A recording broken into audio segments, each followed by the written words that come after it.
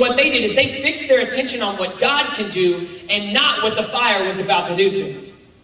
They fixed their attention on God, and because they fixed their attention on God and worshiped Him wholeheartedly by saying, you know what, I have faith in my God that He is stronger than this fire, that even if I do perish in this fire, then I'm going to be better for it because God's looking out for my best interest. So they fixed their attention completely on God and what He could do instead of the fire, instead of the things that man was going to do. They showed complete faith in God's strength and faithfulness. In this culture, every single day, we have a choice on what we're going to fix our attention on. I had talked about how our attention can follow into worship, and worship can follow into promoting. Another word that may be easier for you to think of if you can't wrap your mind around worship is promote. Okay, if you worship something, you're promoting it. You're living for it. You're doing everything you can to make it look good. You're telling other people about it. You're wanting more of it. That's what you're doing. You're promoting these certain things that we may be worshiping or that we may be fixing our attention on.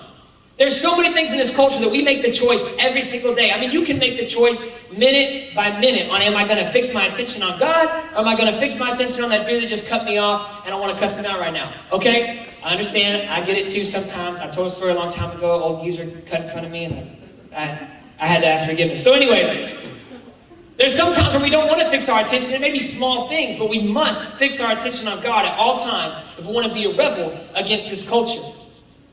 We make the choices by the words we say, by the things that we think. Yeah, even your thoughts, because God can hear and see your thoughts. Whoa, y'all just got real scared. Okay. God can see your thoughts. God can hear your thoughts. It's a crazy thing, okay? So by what we say, what we do, what we think, what we act like, the people that we try to act like, the people that we try to impress, those are our choices. Those are our decision makers on what we're fixing our attention on. And so I want to ask a question to you guys. I want to ask, while I'm about to show you something, I want to ask you, what are you promoting? What are you fixing your attention on? What are you promoting? And while you think about that, we're going to look real quick at what the culture is promoting. Okay, how many of y'all in here like music? Y'all like listen to the radio like all the time? Yes, I absolutely love music. And so it intrigues me a lot, lyrics. Like I like to write songs, so I love lyrics of songs. So we're going to look at some lyrics of some songs today. And the first one that we're going to look at is I'm On One. Who in here heard the song? Okay, yeah, you've heard the song? Okay, I'm not going to yell at you or anything for listening to the song. But you've heard the song. Who in here likes the song? You like the song? I listened to it. It's got a nice beat. Hate the words. Okay, so it says this. All I care about is money and the city that I'm from. I'm going to sip until I feel it. I'm going to smoke until it's done. And I don't give a... Okay, we're not going to say that. My excuse is that I'm young. And I'm only getting older, so somebody should have told you. Okay, so I'm going to tell you what that's promoting right there. You may think, okay, that's nothing. That's a little bit... He's having some fun in the club. It's okay. It's not a big deal, right? No, absolutely not. What this is promoting, he's saying, all I care about... All I care about. That means I'm fixing my attention on. That's all I want to do. That's what I worship. That's what I care about. That's what I'm fixing my attention on is money. The city that I'm from. I'm going to sip until I feel it. Basically, I'm going to get drunk. I'm going to smoke it till it's done. Okay, I'm going to get high.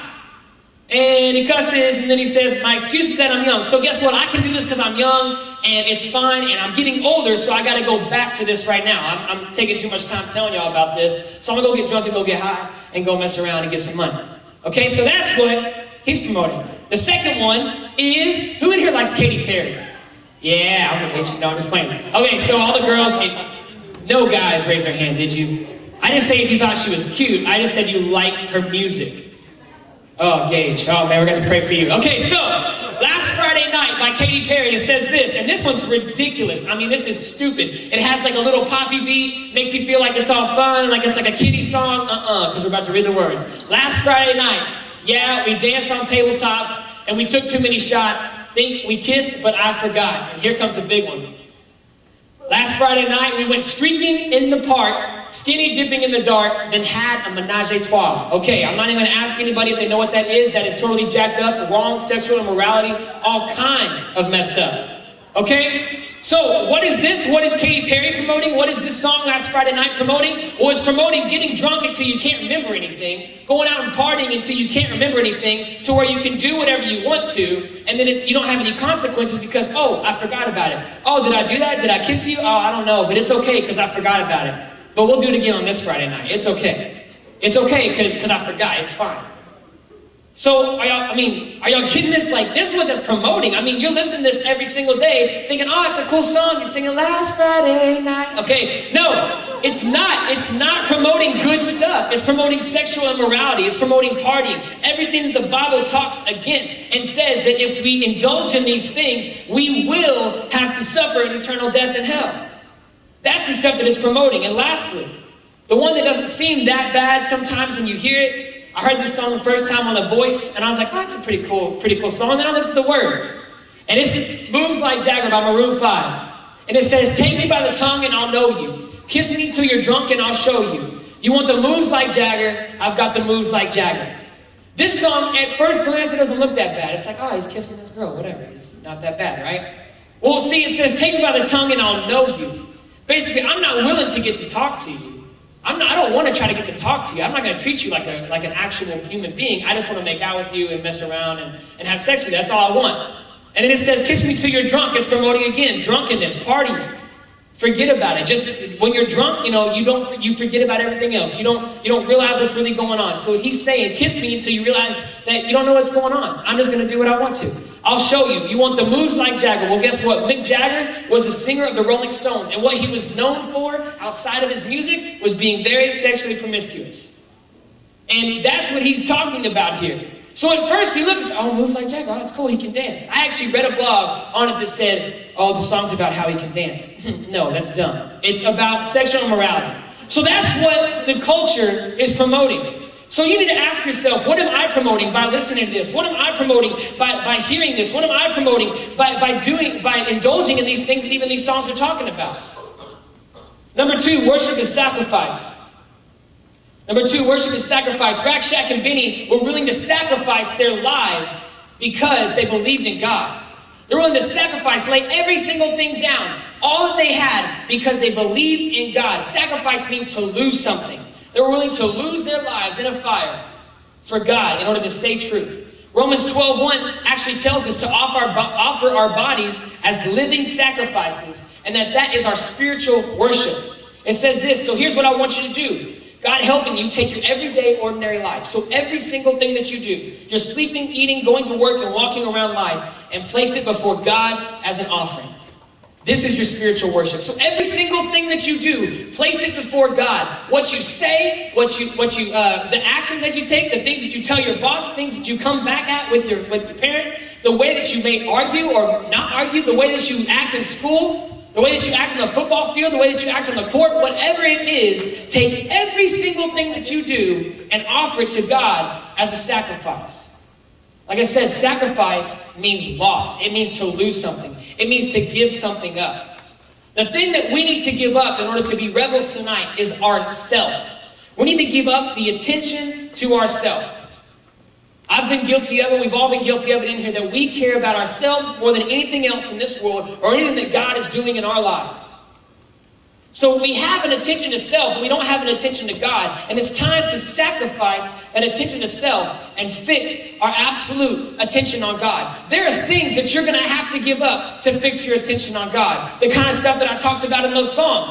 Getting drunk, sexual immorality, promiscuity, messing around with drugs, chasing money, chasing girls, chasing guys. Maybe they're just the words you say.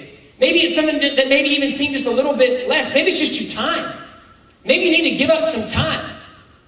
Young adults for sure, I can see how it is, man. You got to worry about job, you got to worry about family, you got to worry about school maybe. You got to worry about all these things, and sometimes it seems like you don't have enough time for God to fit in. But you have to make time for God to fit in. You have to find time in your life to fix your attention on God in every single thing that you do. We have to learn to sacrifice our attention to ourselves. We have to have a desire for God and lose the desire for ourselves. You're not going to be a true rebel. You're not going to be a true worshiper, a true Christ follower until you get that in your mind that, you know what? It's not about me. It's all about God. It's not about what I get and what I do and the best that I can be. It's all about God and what He did. And the fact that Jesus Christ died on the cross for my sins. And the fact that He's the only way to heaven. And the fact that I should show Him love because He showed the greatest love of all by giving His Son to die for me. That's what it's about. It's not about what you get. It's not about what you do. It's not about who you date, who you marry, what car you get, what school you get into, what things you do when you grow up. It's not about that. Those are good things, but it's not about that. It's about God and what he is doing for you and what he is going to do for you. That's all it's about. That's all it should ever be about. The third thing is worship is backwards. Worship is backwards. And the reason I say this is because in worship, we surrender to become free. In the culture, or normally, you surrender and then you're captured. You surrender and then you go to jail. I see Larry in the back, Detective Larry, and if somebody surrenders and puts his hands up, guess what? Larry's about to come and cuff him up and put him in jail. It's about to happen. Isn't that right, Larry? Okay, there we go. So when you surrender in life, when you surrender in your culture, what happens is you get captured. But when you surrender in worship, it becomes freedom. Worship is completely backwards. Complete surrender to God means the loss of influence by this world. See, if we look back at Daniel 3:25 and 27, it says this. It says, "But I see 4 men unbound, walking in the midst of the fire, and they are not hurt. They are not hurt. And the appearance of the fourth is like the Son of the gods." It's Jesus Christ. And 27, the fire had no power over them. They didn't have a smell of the fire on them whatsoever. So Rakshak and Benny, they were not influenced by the fire in any sense. They were not influenced by the fire in any sense. And in order to be a rebel, we have to not be influenced by the culture in any sense. By the music we listen to, by the words that we say, by what we watch, by the way we speak, by the way we act, by the friends that we keep. Yeah, sometimes even your friends are going to hold you down and make you look like the culture, and you fit in without even realizing it. But it's time tonight to say, you know what? All that does not even matter. I'm ready to completely surrender to God and be free from the influence of this culture. I'm ready to be free from the fire tonight. I'm ready to be free like Rakshak and Benny, and I'm not going to have any singe on my body. My clothes aren't going to smell like this culture. My voice isn't going to sound like this culture. My mind isn't going to think like the culture. I'm not going to worship what the culture worships. I'm not going to go after what the culture goes after. I'm not going to listen to the same stuff, watch the same stuff, do the same things, get in the same addictions as the culture does. It's time to make a stand and be a rebel for Christ and worship him 100% and surrender and be free from the influence of this culture. I have talked about that worship is fixing your attention on God. And as I close, I want the band to go ahead and come up. Worship is fixing your attention on God. And I thought about this. I thought about a horse. Just follow me for a second. I saw that. I thought about a horse fixing their attention. Have you ever seen a horse with the blinders on? Like they got the blinders, they can't. If you ever go downtown Austin, they got the carriage rides, and the horses, they have their blinders on. The reason why a horse has the blinders on is so they can see exactly what's ahead of them, and they don't get scared to what's to the left or to the right. They don't worry about what's to the left or to the right. They keep on towards the goal, and they keep on with their eyes fixed on where they're going. They keep their attention on where they're going.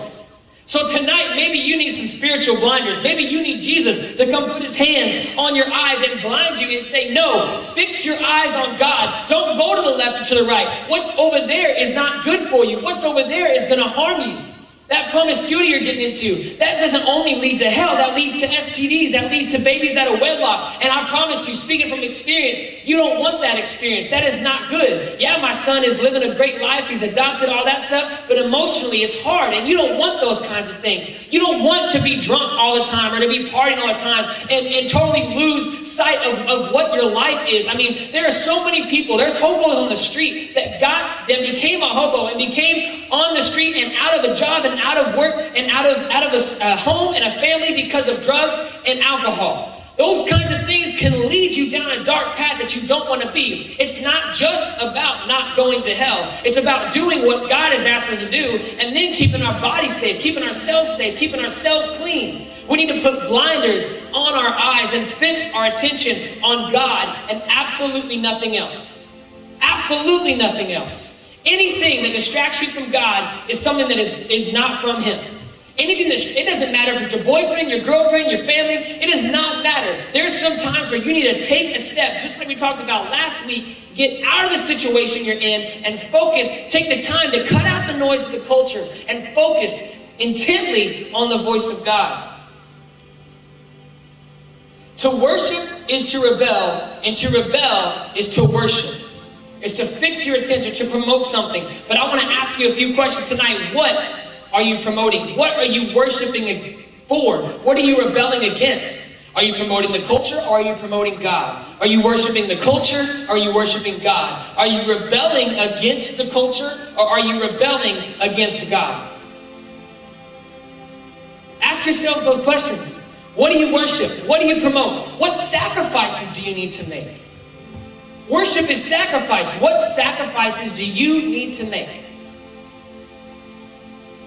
Think about that tonight.